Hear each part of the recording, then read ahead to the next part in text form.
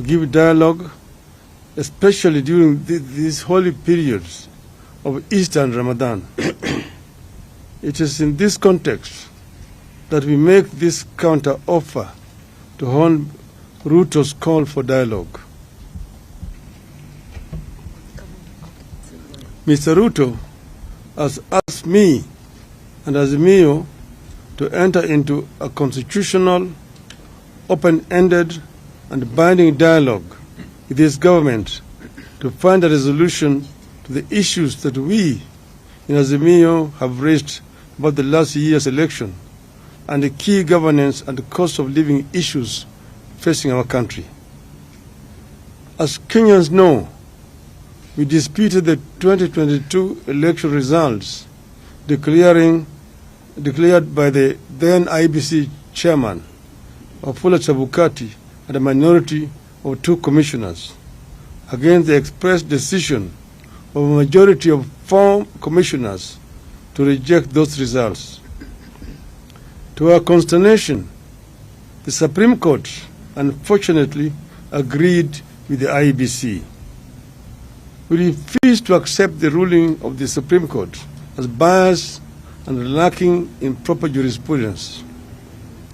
Since then, we have widely consulted with the people of Kenya throughout the width and breadth of this great country of ours. We have held rallies and more recently demonstrations in Nairobi and elsewhere. We believe that the people of this country understand the danger we face as a country. In our view, elections are sacred because they must represent the true voice of the people. We have raised the key issues that we face as a country, including the electoral injustice, the cost of living, the legitimacy of the IBC, the opening of the server for a forensic audit, the savage attacks on media and innocent civilians by the police, and the viability of our democracy, including buying off of members of parliament.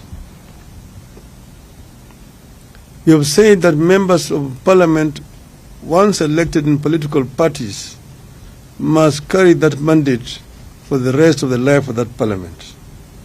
I believe that Kenya is today facing its worst crisis in decades, out of which we could recover or go the way of other failed states. As leaders, it is our responsibility in Azimio,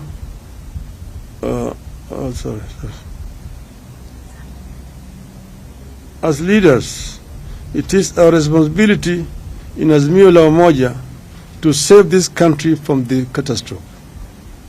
We as Azimio la Umoja have resolved the following. 1. We acknowledge Mr. Ruto's olive branch for a dialogue on key issues raised by Azimio la Umoja. To us, this is a positive development. 2. We agree that a balanced parliamentary process, co-chaired by both sides and backed by experts from outside, should proceed. In our view, this committee must be composed with immediate effect, with strict deadlines for resolving the crisis facing the country. 4. In accepting the call for dialogue, we ask that all arrests and prosecutions related to our demonstrations be stopped with immediate effect. In view of the foregoing, we stand down our demonstrations for Monday, that is tomorrow,